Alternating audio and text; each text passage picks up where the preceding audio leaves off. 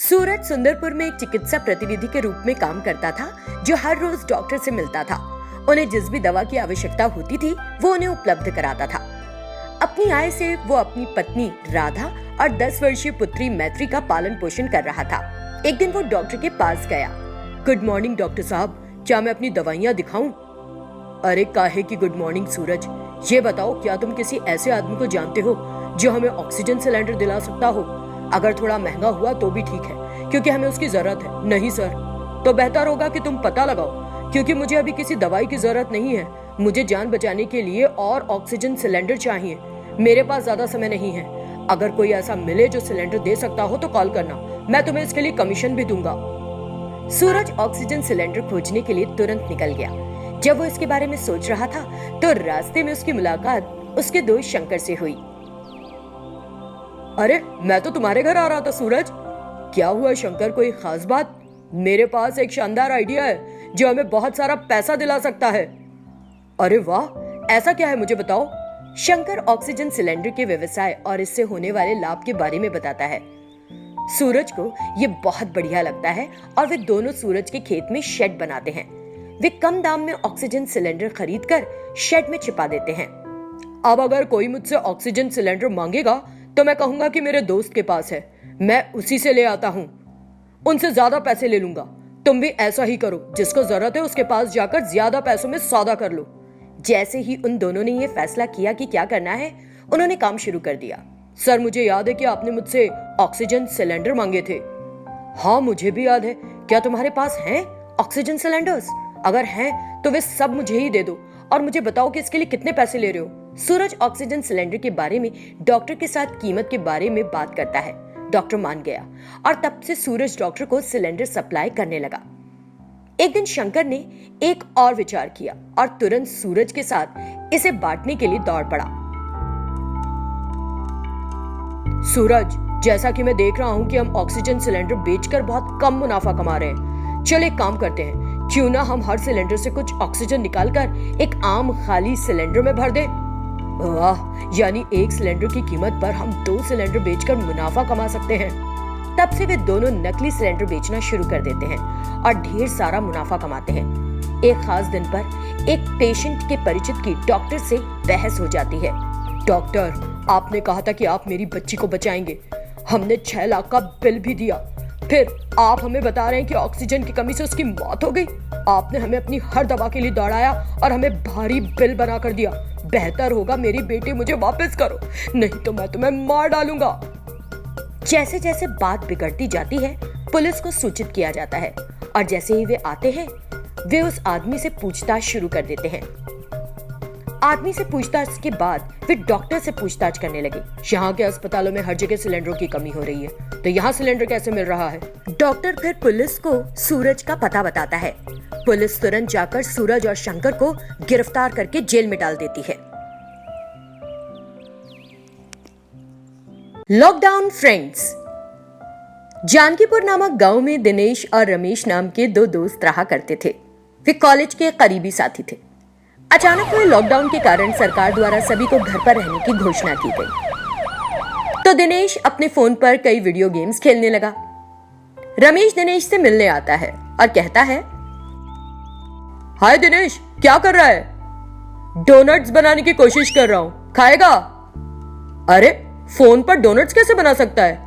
तुम्हें इतनी बात समझ नहीं आ रही? मैं इस पर गेम खेल रहा हूं। अगर तुम घंटों फोन पर खेलते रहोगे तो पक्का है कि तुम्हारी आंखें खराब हो जाएंगी। कल मैंने बगल वाली रहने वाली बूढ़ी मौसी से बात करने की कोशिश की, लेकिन उन्होंने मुझे अपने घर में एंटर ही नहीं करने दिया और मुझे बाहर चले जाने के लिए कहा। और दूसरी बात, अगर मैं पुलिस की चेतावनी के बावजूद घर से बाहर निकलने की कोशिश करूंगा तो मुझे पकड़कर पीट देंगे। इसीलिए घर पर रहकर अपने फोन पर गेम खेलने का फैसला किया है। हाँ यार, मैं भी इस लॉकडाउन से घर पर बैठे रहने से बुरी तरह परेशान हूँ, लेकिन क्या कर सकते हैं। किसी से जाकर बात करने की कोशिश करता हूं तो कोई जवाब ही नहीं देना चाहता। ये बताने पर भी कि मैंने सैनिटाइजर इस्तेमाल किया है, वे सुनते ही नहीं और मुझसे बचकर निकल जाते हैं। मैंने अपनी बाइक में पूरा पेट्रोल भराया है, चल घूम कर आते हैं। चल चले। ऐसा सोचकर वे दोनों बाइक पर सवार होकर घूमने लगते हैं और कुछ दूर जाने के बाद पुलिस की गिरफ्त में आ जाते हैं। क्या हमने माइक पर यह घोषणा नहीं की थी कि कोरोना के दौरान लोगों को बाहर नहीं आना चाहिए? सर, तुम बिना मास्क के कैसे बाहर आ गए? सर, मास्क मेरी जेब में है। जेब में क्या कर रहा है? क्या एक और छोटे मास्क को पैदा कर रहा है? ये तुम्हारे चेहरे पर होना चाहिए ना। बेवजह बाहर क्यों घूम रहे हो तुम लोग? मना किया है ना हम लोगों ने। बाहर आने में क्या मजा आता है? खाना हजम नहीं होता है क्या? हम घर पर नहीं रह पा रहे हैं सर। तुम्हारा मास्क कहां है? दिनेश से पूछने पर उसने कहा, मैंने गाड़ी से बांध दिया है सर। वाह, बहुत बढ़िया। तो तुमने ध्यान रखा कि बाइक कोरोना से संक्रमित ना हो जाए, लेकिन अगर तुम्हें कुछ हो गया तो मेरे ख्याल से तुम्हें ज्यादा फर्क नहीं पड़ेगा। ऐसी बात नहीं है सर। ऐसा लगता है कि हम जितना ज्यादा कोरोना से डरेंगे उतना ज्यादा संक्रमित होने का डर है, इसलिए नहीं पहना सर। तो तुम्हारा मतलब है कि मास्क पहनने से लोग कोरोना से संक्रमित हो रहे हैं? जब हम कहते हैं कि खुशी खुशी खाना खाओ और घर पर रहो, तो तुम लोग हाजमा ठीक करने के लिए बाहर घूमने लगते हो। उन्होंने उनकी जबरदस्त पिटाई करनी शुरू कर दी। रमेश और दिनेश दोनों दर्द से चिल्लाने लगे। फिर भी पुलिस वाले नहीं रुके और उन्हें छठी का दूध याद दिला दिया। वे बाइक छोड़कर बिना पीछे देखे अपने घर की ओर भाग गए। घर पहुंचकर, बेवकूफ, मैं घर पर अपना वीडियो गेम खेलकर खुश था, लेकिन तुम बाहर जाने के अपने बुरे आइडिया के साथ आ गए और पुलिस वालों ने पिटाई कर करके हमारी इमली की चटनी बना दी। दोस्त के नाम पे धब्बा है तू। अरे तो क्या हो गया? अगर मैंने तुम्हें बाहर आने के लिए कहा तो तुम मुझसे अधिक समझदार समझते हो ना खुद को, तो मना करना चाहिए था। मैंने अपने पिता से भी कभी इतने बुरे तरीके से नहीं पिटाई खाई। आज मैं सिर्फ तुम्हारी वजह से पुलिस से पिट गया। बड़े बड़े गांव में ऐसी छोटी मोटी पिटाई होती रहती है यार। चलो कल फिर से बाहर जाकर पार्टी करेंगे। अगर तुम मेरे सामने 1 मिनट और खड़े रहोगे तो मैं भी तुम्हें पुलिस वालों की माफी पीट दूंगा, समझ लेना।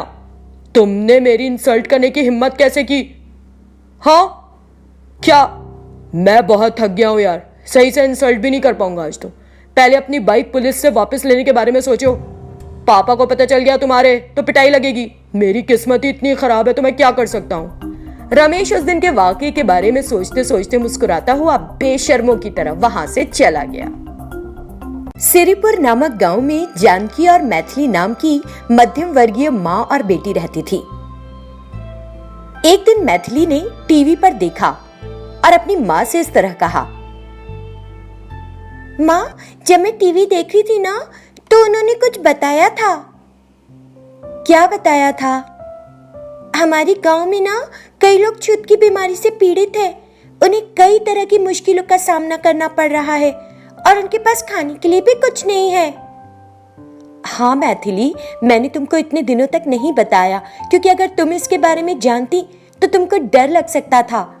इस भयानक बीमारी से गांव के कई लोग बहुत पीड़ित हैं। माँ, बहुत से लोग ना बाहर भूखे मर रहे हैं। हाँ बेटी, लेकिन हम क्या कर सकते हैं? चलो ना खाना बनाते हैं और सबको खिलाएंगे। माँ, तुम्हारा ख्याल अच्छा है। तुम भी अपने पिता की तरह गरीबों को खाना खिलाना चाहती हो, तो आ जाओ मेरी थोड़ी मदद करो। चलो खाना बनाते हैं और सबको खिलाते हैं।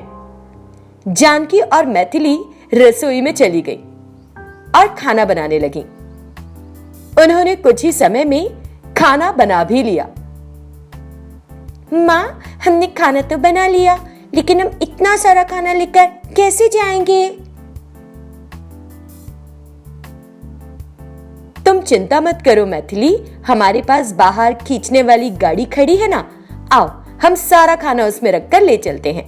फिर दोनों ने सारा खाना गाड़ी पर रख लिया और बीमार और भूखे लोगों को खाना खिलाने लगी। उनकी सेवा देखकर मलया नाम के एक व्यक्ति ने जानकी से कहा,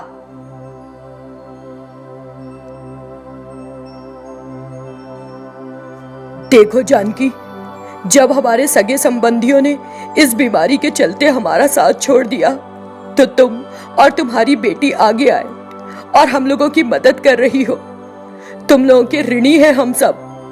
तुम्हारा बहुत बहुत धन्यवाद। तुम जैसे लोगों को खूब खुशियां मिलनी चाहिए। भगवान तुम दोनों का भला करे। तुम लोग जुग जुग जियो।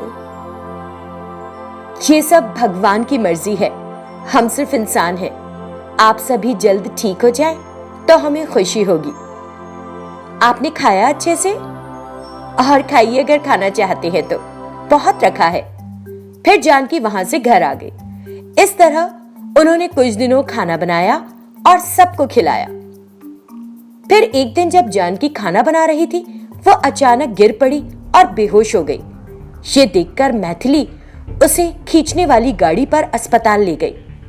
डॉक्टर ने उसकी जांच की और मैथिली को बुलाया। गांव वालों की मदद करते हुए तुम्हारी मां ने अपने स्वास्थ्य की परवाह नहीं की। ऐसा इसलिए हुआ क्योंकि इस भयानक बीमारी के बारे में जानते हुए भी तुम्हारी मां ने प्रिकॉशंस नहीं बरते। इस बीच जानकी की वहां पर मौत हो गई। मां को देखकर मैथिली रोने लगी और बोली, मुझे माफ कर दो मां। जब हमने सभी के लिए अच्छा काम किया तो भगवान ने हमारे साथ बुरा क्यों किया? तुम मर गई और मुझे यहाँ अकेला छोड़ दिया।